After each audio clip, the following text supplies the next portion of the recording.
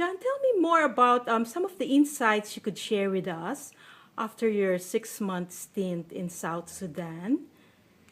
I think one of the things was I certainly reflected about the difference between the military and civilian planning environments. I think I've spoken to you about that in general, which is it is endemic for us within the military. As an army officer, once you've done about 15 years in the New Zealand Army, you've actually had 3 years in that time just being trained in leadership and planning. So it's actually part of our muscle memory. We just know how to do this stuff. And that means not only can we do deliberate planning, but we can do crisis planning. And also, it might sound strange, but when someone comes up to you and says, "Boss, this is happening, what are we going to do?" you might take 2 or 3 seconds, but you go through that process within your mind because it's part of your muscle memory. And I think, and my experience certainly was within South Sudan, was when the crisis occurred, it was those army officers like myself who actually provided that leadership, because we knew how to plan and we knew how to respond and make decisions in a true crisis, which is quite interesting. I think one of the other things, I certainly reflected on the differences between the different environments. What I can say is certainly that it gave me a much clearer understanding of the skills and the abilities that my military training had given me in the civilian world. I basically had a year off from the IT industry.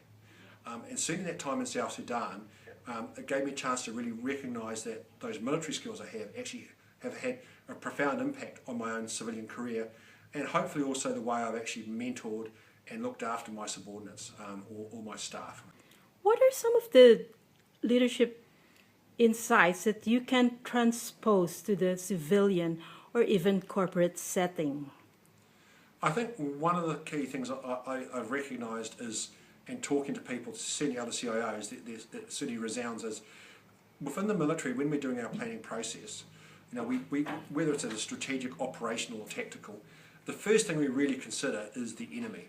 Now, if you put that into business parlance, that's either the competition, or in a services government type organisation, the customers, the constituents, the taxpayers.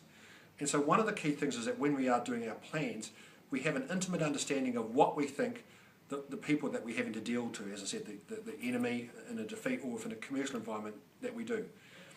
If you look at, so if you're in an organisation in a commercial environment, how good is your understanding of the competitive environment that you're operating in? How much do you understand your competition? So what we would do in the military is we'd have a group of people whose job it was to go away and understand it. And when the planning is going on, they effectively get to play our adversaries and our competitors. So they can acid test our plans against what we are saying we want to do.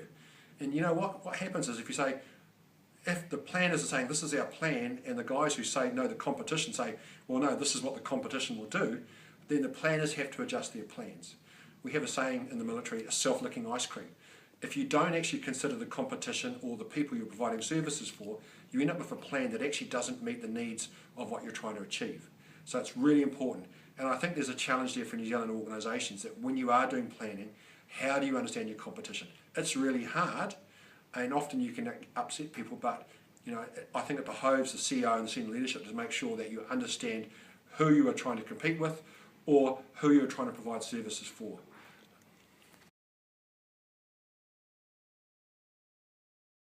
I think that's a really important thing that CIOs need to do, and it's a challenge because often we've not been taught how to do this.